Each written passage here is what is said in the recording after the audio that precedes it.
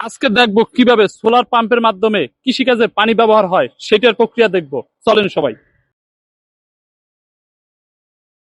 আসসালামু আলাইকুম কাকা। ওয়ালাইকুম আসসালাম। কাকা, এখানে দেখলাম সোলার পাম্পের মাধ্যমে পানি উত্তোলন করা হচ্ছে, এটা আসলে কিভাবে করা হয়?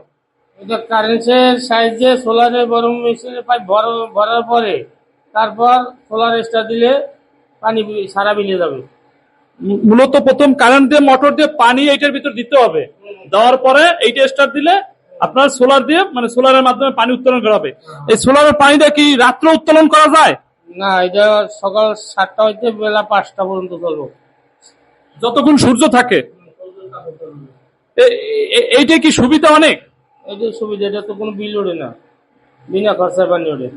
বিনা খরচে।